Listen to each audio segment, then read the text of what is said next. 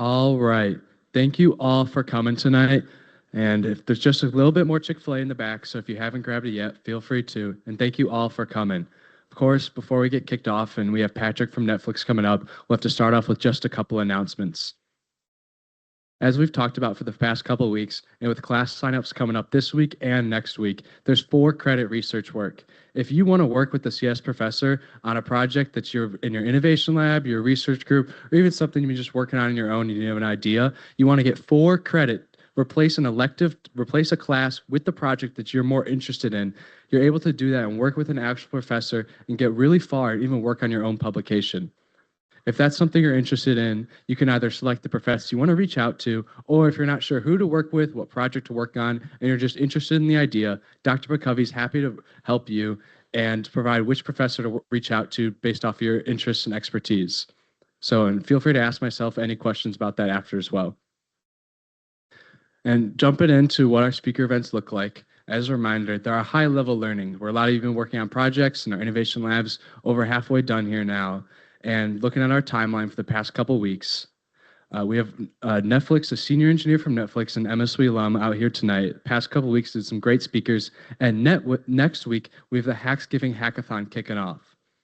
So talking a little bit more about that, we announced that just a few days ago in the AI Club chat, and we talked about this last week. It's a huge hackathon. It's the 3rd time we've been running it with a $6,000 prize pool.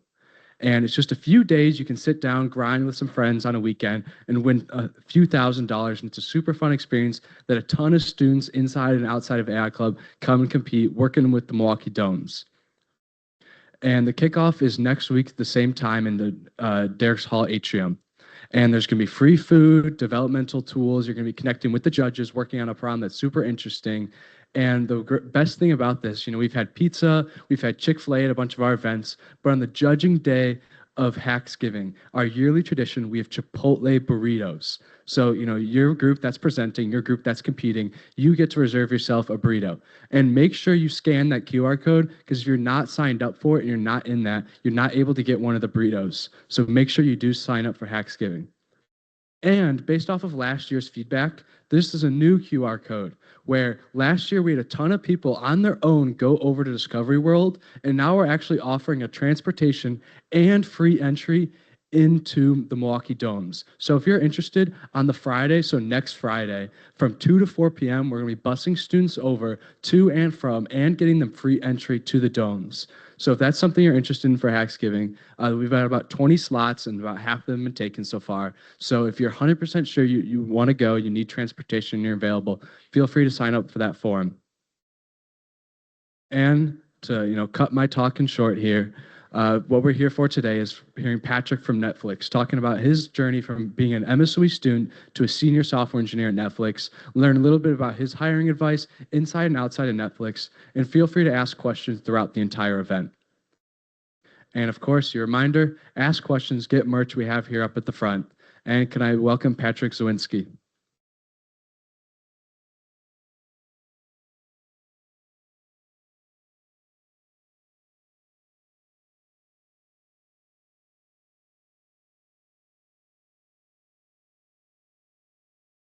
Hi, everybody. Can you hear me all right? Cool. Thank you for having me. I really appreciate the opportunity to come and see MSOE again and chat with everybody here. Thanks in advance to Mazen and Brett. You guys reached out to me and kind of introduced me to the opportunity, so I appreciate that. But overall, kind of what I'm planning on talking about is kind of where I started at MSOE and then kind of step by step how things kind of progressed to where I ended up today. Talking about obviously AI ML, big topic nowadays, but I'm going to talk about some of like the AI ML projects and things that I worked on along the way. So first and foremost, my name is Patrick Zawadzki. Pat is fine too. Class of 2017, and I'm a senior software engineer on the partner device lifecycle apps team. I'll go a little more into that in the future, but up there I got 2 pictures, one of me in front of just the big Netflix sign in Los Gatos, California at the headquarters. And then somebody dressed up some mannequins with like this Squid Games outfits inside the office. So I figured I'd take a picture with that too. A little bit more about me. I met my wife, Haley, at MSOE. She's back there with our daughter, Maggie, who's just 5 months old now. I live in Colgate, Wisconsin. It's about 35 minutes northwest of here, a suburb of Germantown, Menominee Falls.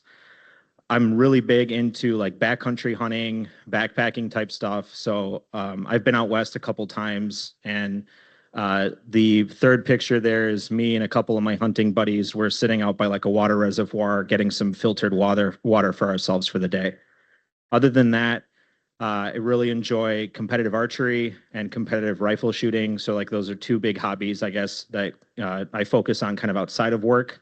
They're very technical in nature. They have a lot of that technicality that I think scratches the engineering itch in my brain, and they kind of complement that well. Uh, my wife and I are Midwesterners to our core. We actually have kept a spreadsheet of every single cheese curd that we've had since we got together. It's currently 86 restaurants strong, and I can tell you that Lakefront Brewery in Milwaukee has the best cheese curds we've had today. So hold on to that one. But if you're coming out towards like Germantown, Menominee Falls area, Relish Supper Club is a close second. So yeah, first and foremost, I guess image didn't copy well. That's okay. So I'll start kind of with my career journey. This picture here is me inside the Los Gatos office, the lobby, and I'm just standing next to some of like the Emmy Awards that Netflix series, like through Netflix series that we've won. I think these are for House of Cards, which is, I think it's our second, one of our first few Netflix original shows. So first, kind of starting out with how I started at MSOE and kind of my, I guess, start into my professional career. I actually started in biomedical engineering. It's when I came to MSOE in 2012. I went into about a year into it, wasn't a huge fan, and then ended up taking a MATLAB programming class and being like, okay, for some reason this is speaking to me. I miss programming a lot. So at that point, I ended up actually switching majors. I've always been like a bit of a computer nerd. I can remember back in like elementary school and high school, I would always like go into video games and change config files to give myself God mode and overpowered, abilities or whatever. And I think that's kind of how things started for me. But yeah, so I ended up transitioning from biomedical engineering to software engineering with a business minor and kind of progressing down my career that way. So my first role was at a startup company in Milwaukee called Empiric. They primarily worked in medical software, designing a lot of what now is cardiac software, kind of taking like cardiac data from EKGs and other type of readings to try and early detect different issues that a patient might be having. And this was also the place where I did my first major production outage. If people are familiar in medical field, social security numbers are a really big deal. It's kind of like one of the biggest identifying pieces of information that people use for patients.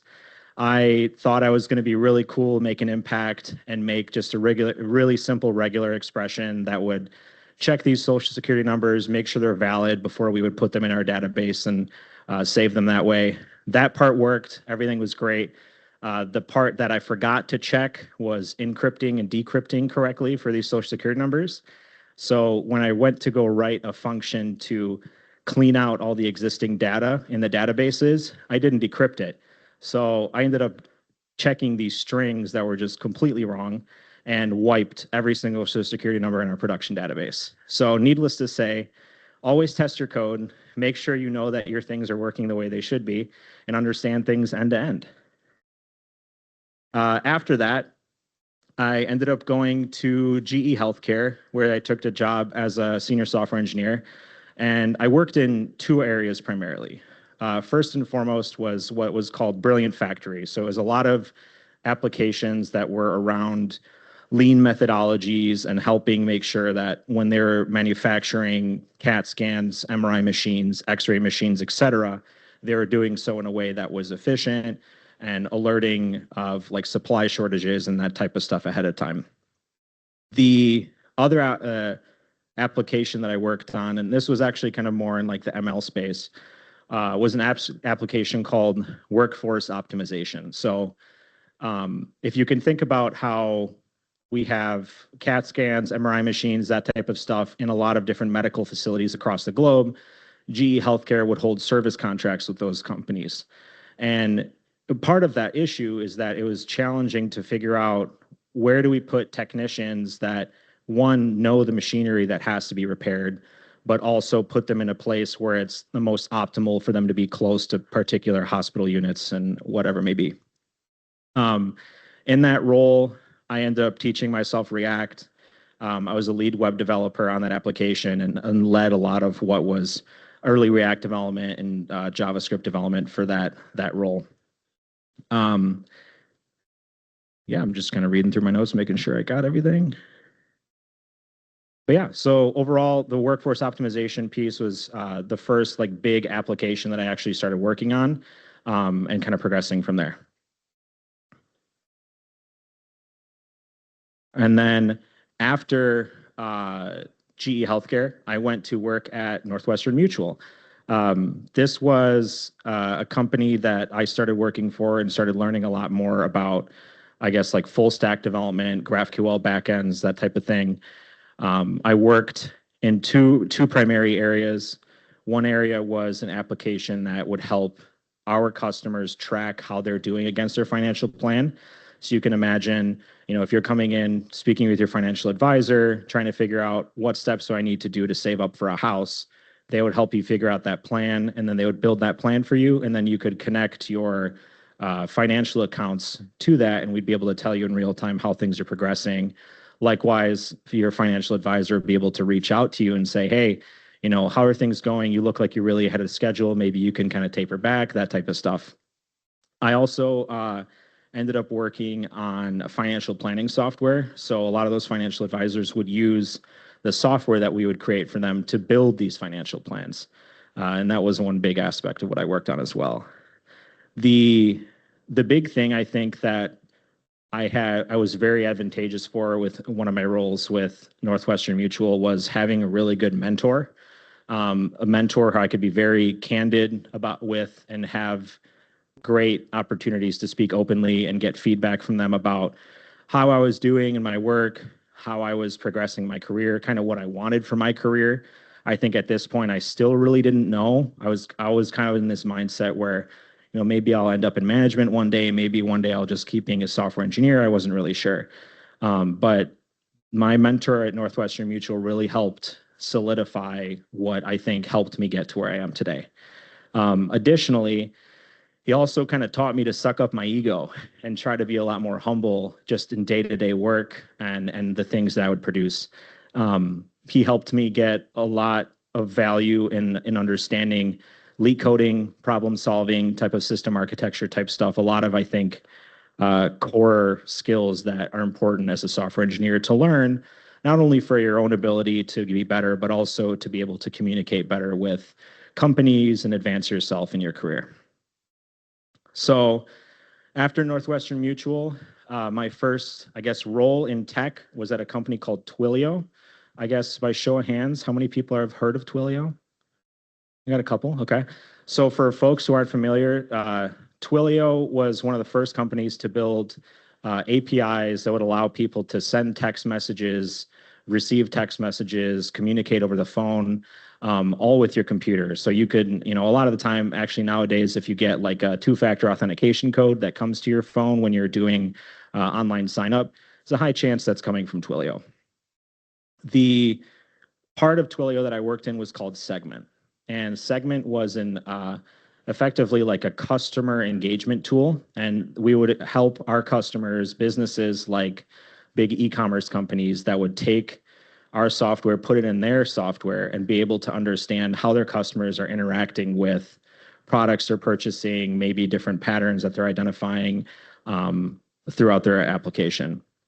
I worked full stack in that role, so I was a lot of front end, a lot of back end, kind of just whatever the project entailed, and did a lot of cross-functional help with other teams that manage maybe some of the more core infrastructure, some of the engagement aspects with sending messages, and really kind of just depended on the role. This was also kind of one of the first big hurdles I experienced in my career. Back in March of 2024, I was actually laid off. Me and my entire team were let go through Twilio Segment. So put me in kind of a tough spot to figure out, how things going to continue from there. I was actually really grateful that because of some of the people that I had worked with at Twilio, we had good experiences working with each other. We worked really hard with each other on the problems that we were working on. They helped me find connections and helped put me in places that put me further down in my career. Now, a little bit more about my role now. So the partner device lifecycle apps team, we're a team that manages part of the process that helps ensure Netflix devices work the way that they're intended to and work consistently across a span of, what we call smart TV plus devices. You can think TVs, smart TVs, Chromecasts, Rokus, Apple TVs, those type of units that, not necessarily like a Xbox console or like your phone or a web browser for that matter. So we make sure that when one of our partners says, we want Netflix on this TV, our job is to make sure that we help them do that as efficiently as possible.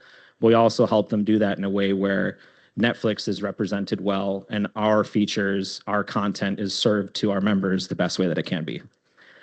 So for example, one thing that we have some influence on is the Netflix button on your remote. So if you've ever gone in and pushed the Netflix button and the app turns on right away, or maybe the TV turns on and the app pops up, that's partially what my team is responsible for. So one thing I wanted to kind of go into, like some of the tooling that we have available. This first piece here is what's called an eye patch. So you can imagine with the amount of TVs that are out there with Netflix on it, there's a need to be able to test those TVs for the correct playback quality, the correct just playback overall features that Netflix gives to their members. So iPatch is quite literally like a little box that has a strap, and you can kind of see in the right image, you strap it onto a corner of a TV, kind of like you would if you had to wear an eye patch. Next one. So a little bit more about iPatch. It is a kind of a conglomeration of different sensors that allow us to capture changes in the screen. So on the right image here, you see a freeze frame of like a sample video that we would play. On the right side, there's like a hexagon shape with the black quadrant in it. And like a live example, that black quadrant would be constantly spinning. And with the eye patch, we can put the eye patch in that section and we can see, is this TV giving us the frame rate that we expect? Is it giving it the response time that we expect? And it's just like one of the devices that we allow our partners to use to be able to run these automated tests and ensure that their device is implementing Netflix correctly and that it's playing back Netflix at the right quality. It also does some audio monitoring. So we have a stereo line that you can plug into it to be able to just track audio quality and whatnot from the TV as well. So I'll kind of go a little bit more into some of like the machine learning type projects within the roles that I worked on. So I had mentioned the workforce optimizer application. We would be responsible for managing a lot of the different contracts that would happen with our customers, making sure that if a, let's say, MRI machine goes down, a service technician is getting there as fast as possible, and we're able to make the repair as efficiently as possible. Obviously, MRI machines, CAT scan machines, a lot of the machinery that exists in healthcare is there to help people, help doctors treat patients and make sure that people are figuring out the care that they need to be able to get better. In order for us to do that in an effective way, we had to make sure that the right technicians were being sent in a timely manner. So one idea you could think about here is kind of that problem I was describing where, where do you place a technician with the correct amount of skill set or the correct skill sets to service the appropriate contracts in that area? Additionally, some of the problems we looked at would be as new service contracts come in, do we need to reskill these technicians? Do we need to think about how technician A might need to get some certification in repairing CAT scans, for example, because we're seeing an influx in CAT scan repair requests or more contracts coming in. So the tool was really built to help. The tool was really built to help supervisors figure out where do we put technicians appropriately, are we responding to issues in a timely manner? And are we making sure that we're prepared for new contracts and an influx of new technology that might be coming in that technicians might not be prepared for? This being the first project that I kind of led, it taught me a lot about stakeholder management. It taught me a lot about some of the soft skills that honestly are kind of hard to learn unless you're kind of just in them and starting to work through them. It's really important in those cases to, as an engineering leader, not only lead the direction of the technical aspects of the project, making sure things are being done in a consistent manner, being done in a reliable manner, and there's testing in place to keep those things running smoothly. But you also have to make sure that maybe the product people who are involved with your project are aware of how things are going, make sure that the deadlines are being communicated appropriately, that they are aware of, unforeseen circumstances that your team is facing that might delay the project. All those are, I would say, equally important to the technical ability that comes with just engineering. Additionally, the design type folks, working with them to understand, they have an image of what they want this product to look like. As engineering folks, it's important for us to be able to distill that information and say, here's what we can deliver. Here's what we can deliver on the timeline that you're asking for, and how can we make sure that we're both kind of speaking the same language and executing appropriately. It's also important for us as engineers to figure out, how do we talk less tech and less engineer and less focused in that, but to be able to communicate that and almost translate it to stakeholders. MSOE gave me a lot of experience in the engineering side. I'm not saying we didn't have soft skill experience. I think SDL, senior design, were very close comparisons to what kind of the real world is like from a work perspective. But I felt very well prepared getting my hands dirty and getting running with any project that I got into, and felt like the curriculum and the way that we approached hands-on learning helped me pick up new skills that I needed to adapt over time. So the next piece I'll kind of talk about was an ML project that I worked at Twilio. So just a little more context. Like I had mentioned, one of the aspects of Twilio's segment was to track how customers are engaging, how a customer's customers are engaging with their system. So you can think e-commerce website, what are people interested in? What kind of things are they clicking on? What stuff is getting added to cart? A lot of those interactions and kind of how that information flows through. We would help our customers do that. We would provide the tools to do that for them. Once we would help customers get this data in place, we figured out a way to take the customer interaction data and feed it into an ML system that would effectively create an audience of people that might be interested in specific items. So as an example, you can think, if I'm going onto a website, maybe it's a general store or something like Walmart, you're looking around, you're looking through items, and through your purchase habits, we're able to identify this person might be really interested in Apple products. So once we gather that type of information, we could put that into our ML system, and we generate an audience of people that like Apple products. And we'd be able to help our customers identify those people and then appropriately send them information during holiday sales. So say Black Friday is coming up, pretty big one for a lot of e-commerce companies. We'd be able to help our customers say, hey, here's a list of all the people who might be really interested in Apple products. Here's some information that you can provide to them to maybe help them find the right sale or something that they can make a purchase for, like an Apple product or really anything that they're interested in. At Twilio, this role taught me a lot about being scrappy.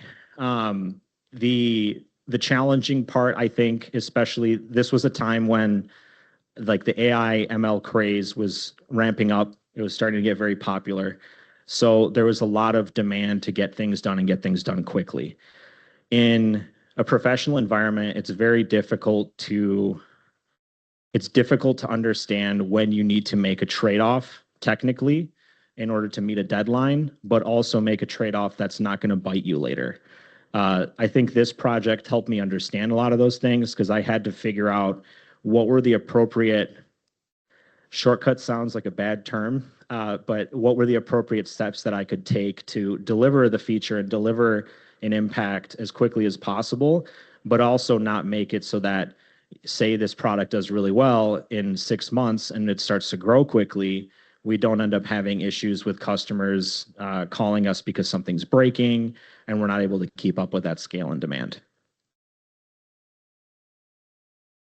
So I'll talk a little bit more about, I guess, the growth and the networking aspects that came through these roles. So going back a little bit to my role at Northwestern Mutual, working with my mentor there, I'd kind of touched on the technical aspect that kind of came with, like, I suppose, like leak coding or system architecture and in leading those projects. My mentor helped me understand the value of those things. I think prior to that, I'd always had just like a very bad taste for leak coding type problems. I always thought that they were very almost unnecessarily challenging. Like it was like this weed out process that had to come into place to prevent people from doing certain things.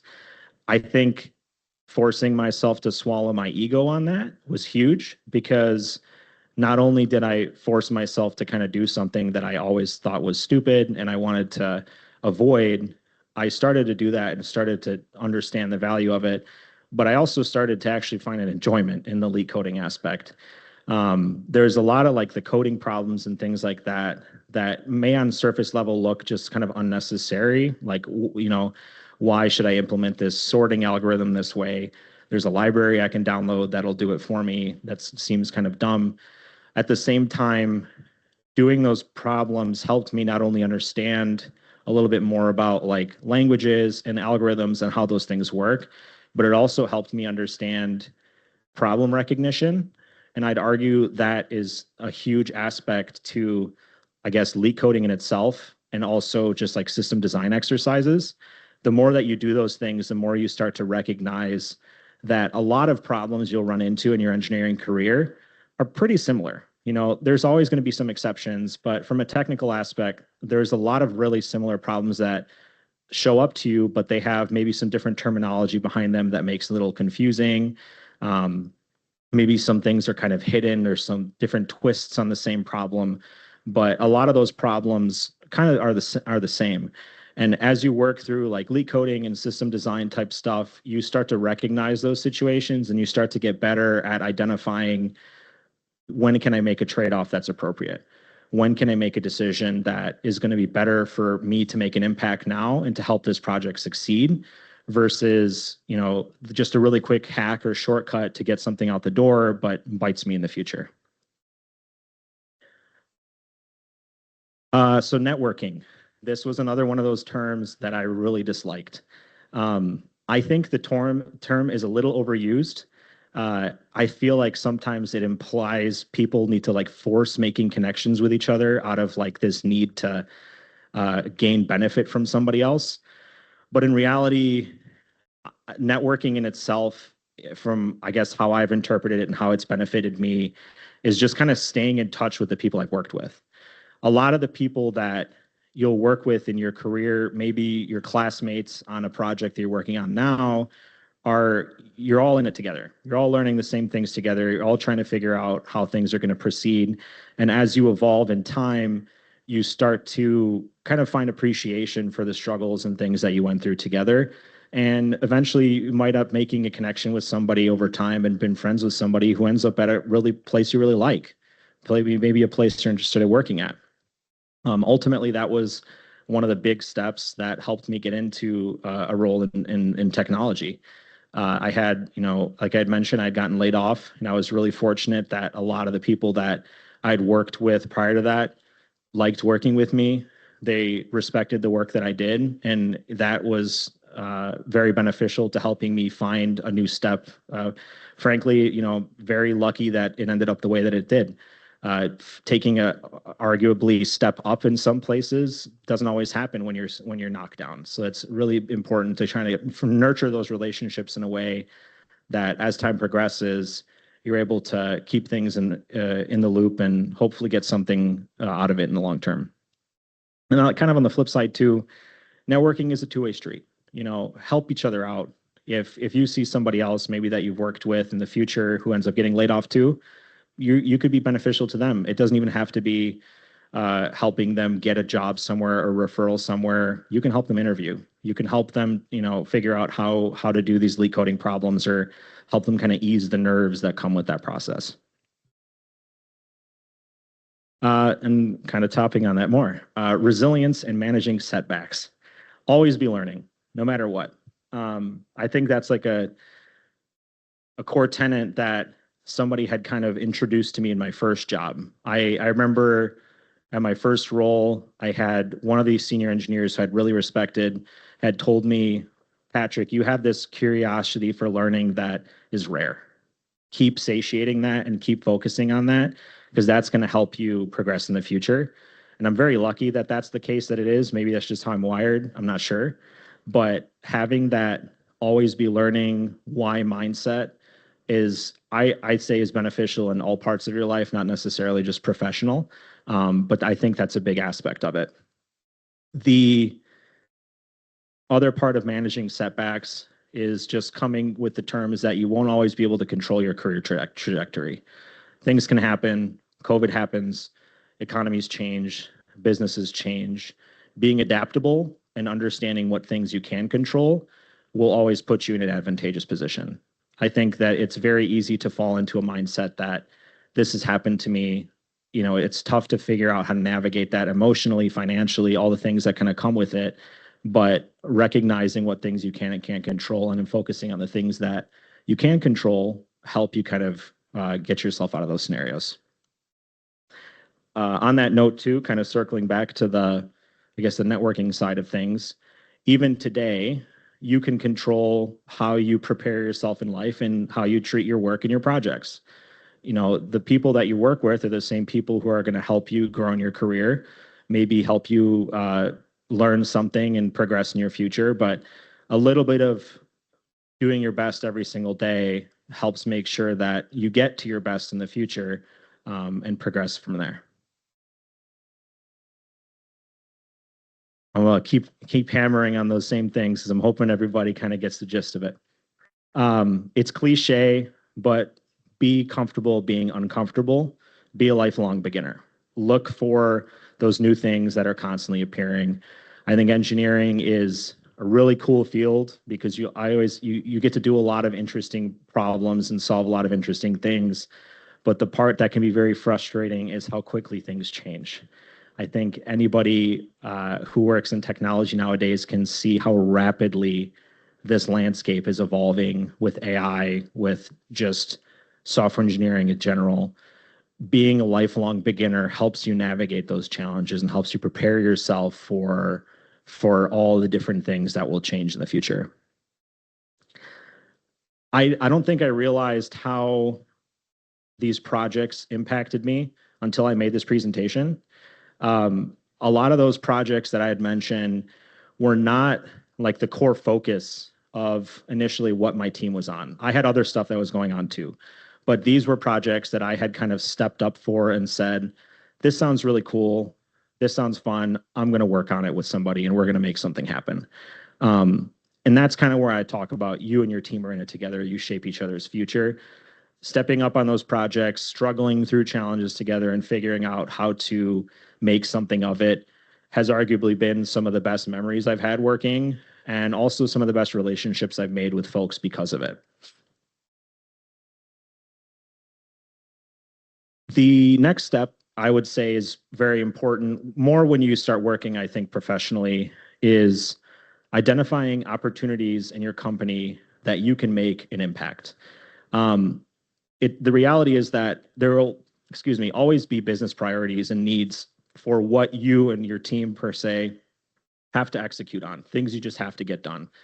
But as you work on those things, you might recognize opportunities to make an improvement somewhere that maybe wasn't initially recognized when that project was brought up.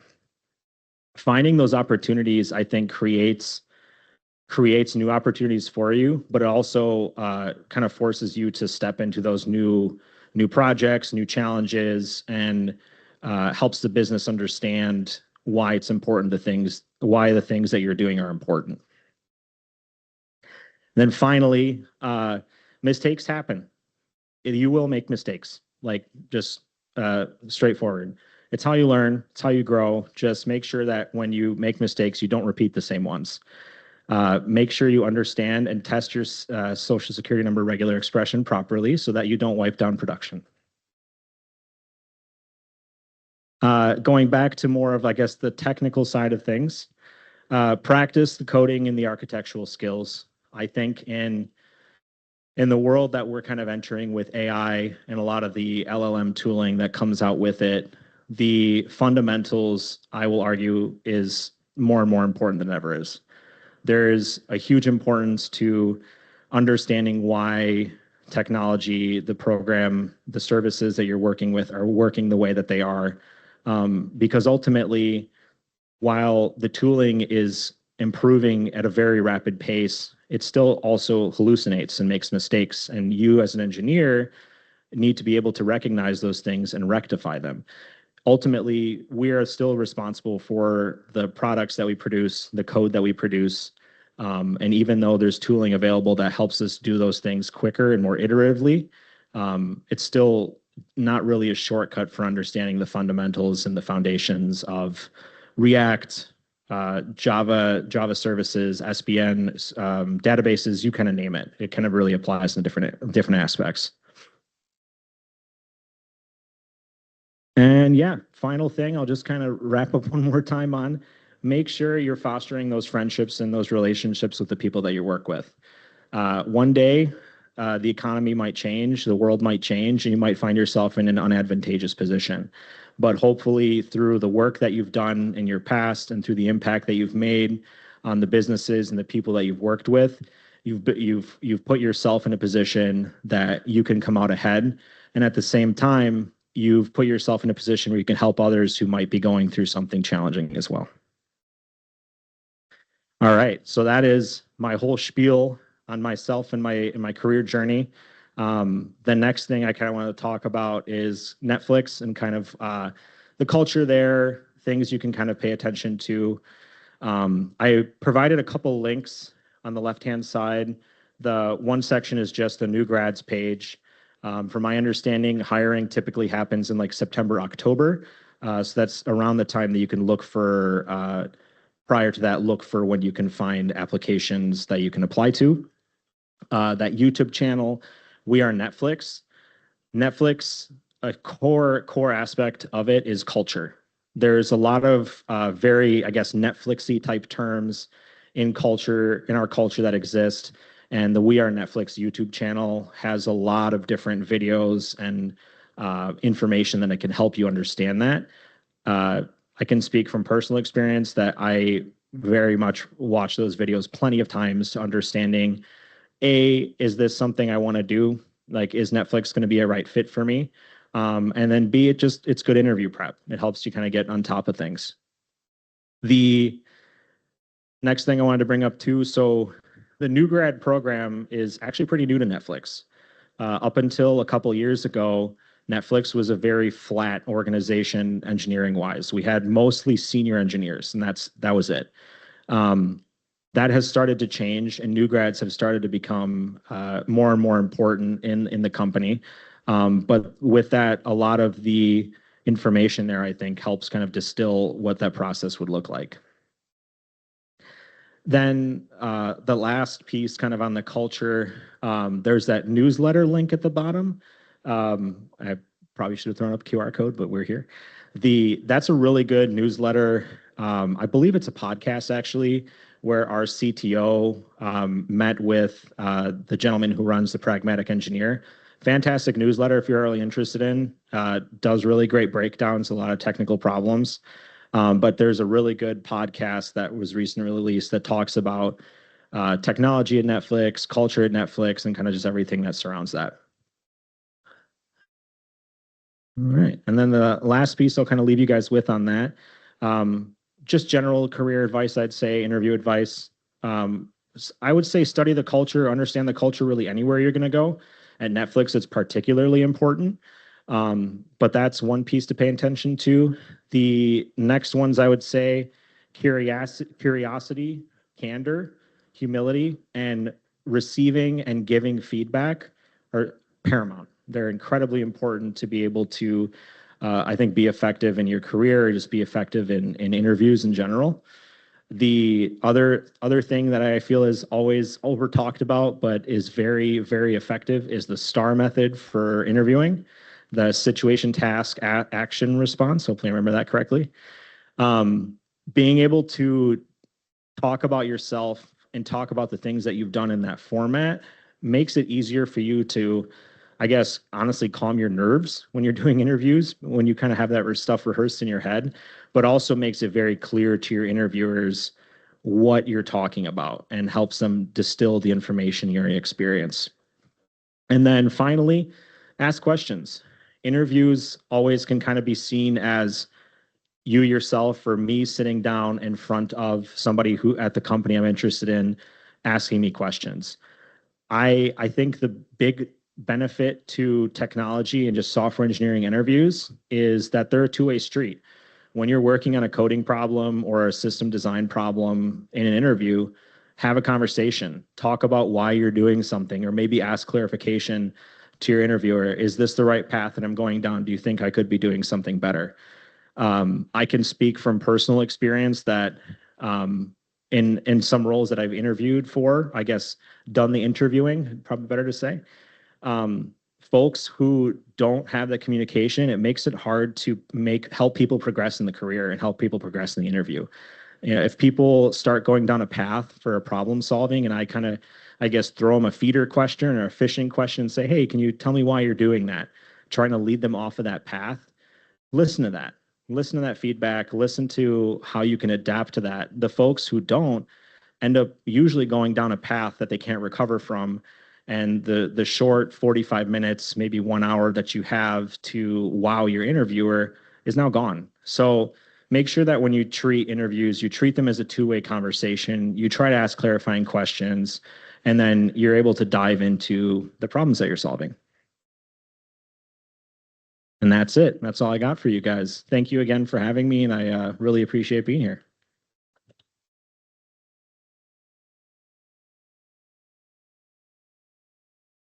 Thank you, Patrick. If anybody has any questions, just raise your hand and I'll walk around and hand you the mic. I will say there's the QR code is my website. There is a game, and I'm curious to see if you can get the high score.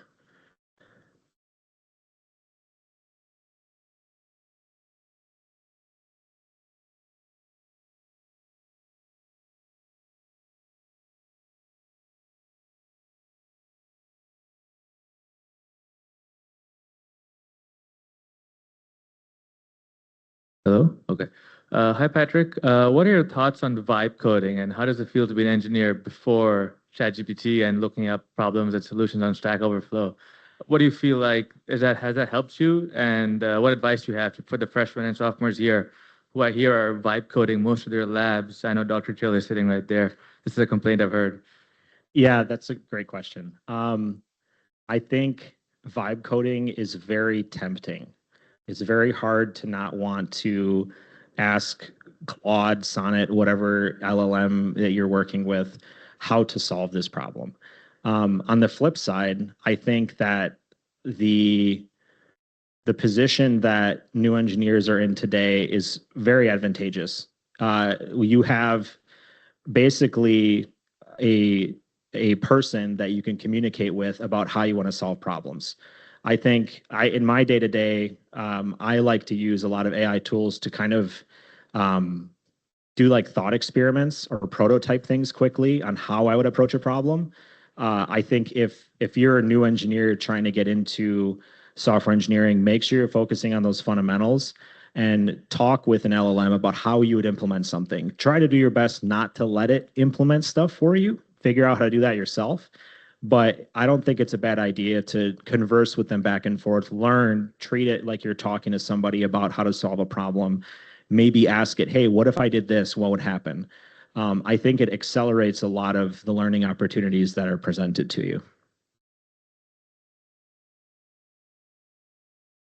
All right, does anybody else have any questions?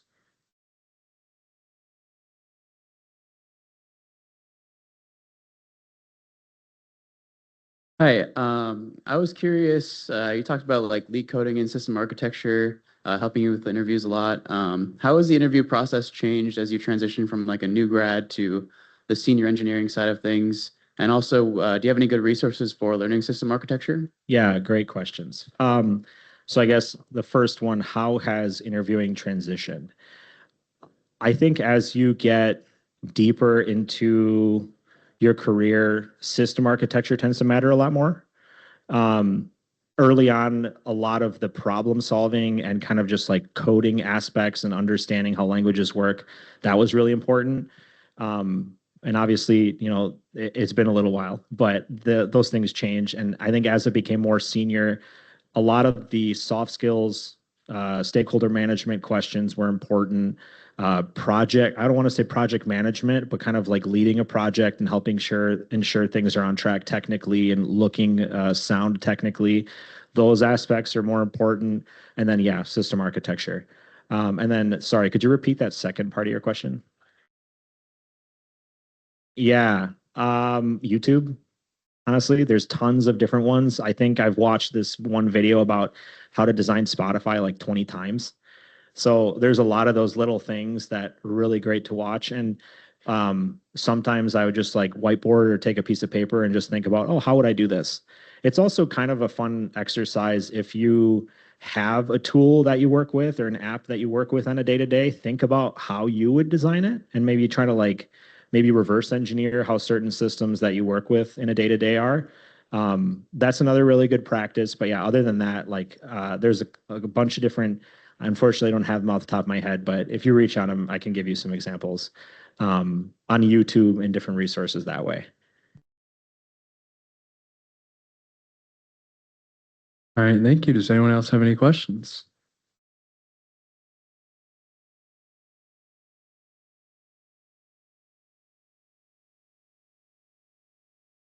Hi, thank you so much for your presentation. I just had a question. So like as a senior software engineer, so like what classes at MSOE do you think was like the most beneficial in terms of like helping you like do your day-to-day tasks in this job?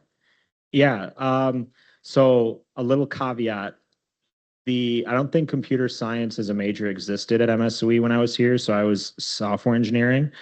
Um, there's a couple of courses I remember specifically. There was the algorithms course was honestly really tough for me, but it was also very beneficial for me. In the long term, I had mentioned like SDL, I think if I might be saying that correctly, SDL, senior design, awesome. That's a lot of the like the stakeholder management type of soft skill stuffs that comes with it. Then the other one, I think testing sometimes is overlooked. I can't remember what the name of the class was, but I think Dr. Schilling taught like a Java testing class and understanding like how to appropriately build tests and build the mocks and build the spies and all the parts that come together with like testing. Those are really big. There's a lot of code out there anywhere that you'll go that is sitting there untested. And I can tell you from experience, there is no worse feeling than not sleeping for 2 days because you took down production. Now it's your responsibility to fix it. So understanding how to test that stuff ahead of time and putting that work in, I think helps you kind of progress towards like that senior track too. Thank you. All right, thank you. Anyone else have any questions? Hi, what surprised you the most about working at Netflix? I know you talked about stuff like soft skills being really important along with the engineering skills you got at MSOE. So what surprised you the most about Netflix? I am constantly blown away by, I guess, two aspects. How humble people are, like three aspects. How humble people are, how approachable people are, and how smart people are. It is truly blows my mind, some of the people that I work with every single day, how easy they are to talk to about problems, how you can just have a conversation back and forth about problems that you're facing. And there's so much humility that it makes it easy to just look at a problem, talk about how we're going to fix it, and nobody's ever trying to like go hero mode or like, take the sunshine away and say, hey, I saw this amazing thing. Like, it's a team. Like that aspect of Netflix is one of my favorite things about working there. And I hope that I'm able to continue doing that for as long as I can. But the humility, the approachableness, and just like I can't remember what the other one was I said was. Thank you. Those three aspects, I think, surprise me every single day. All right, cool. Thank you. All right, thank you. Does anyone else have any questions?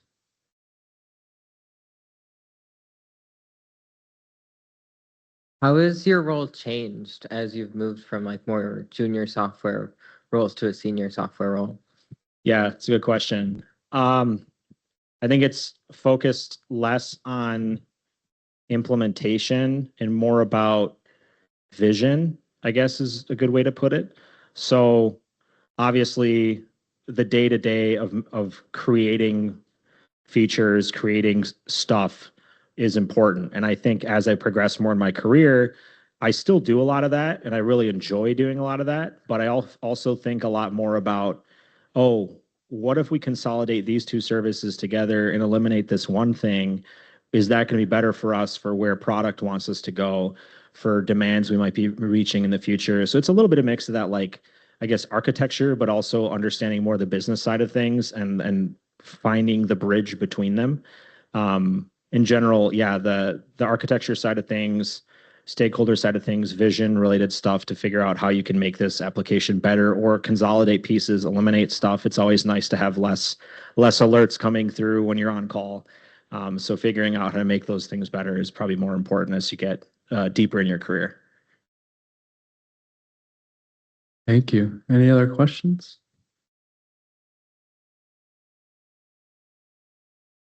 All right, I don't think so. I have one for you, Patrick. So you talked a lot about the emphasis on leak code, and that's something that a lot of students here, especially in AI Club, inside and outside, some of them do it on their time, but most of the students are focusing on project development, trying to build out a project end to end, rather than simple algorithms and doing that more on the leak code side.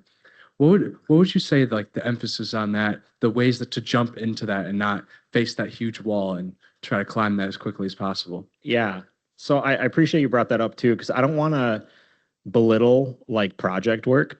Excuse me. I don't want to belittle like building stuff like that. Like, yes, leak coding and the, I guess, problem solving that comes with that is important, but to some degree that also comes from project work. I would say you have to try to find the right balance to be able to do those things when possible. Initially I was kind of forcing myself to do them, frankly. Like, I was waking up a little earlier so I could start doing these things. That's not sustainable. Like, eventually you're going to burn out on that. So you have to figure out what the right balance is for yourself to make that work. But the one aspect that leak coding teaches you, and I think can also come from project work, is being able to explain why things are happening the way that they are. If you're in an interview scenario and you're talking about a project that you did, saying, yeah, I built this tool that does X is cool. That's really cool. But tell me why. Like, tell me why it does what it does. Tell me what things you made. Like, why did you choose database A over database B? Maybe things like that. Those are things that can come from project work that I would also argue is kind of like a piece that you learn through leak coding to try to say problem A, there's 4 different ways to solve it. That mentality comes from both scenarios, and I think that's also just as important for like an interviewing situation. Yeah, great. Thank you. Before we end it off, is there any last questions I can answer or Patrick can answer? Well, I don't think so. So can we have one more round of applause for Patrick coming in?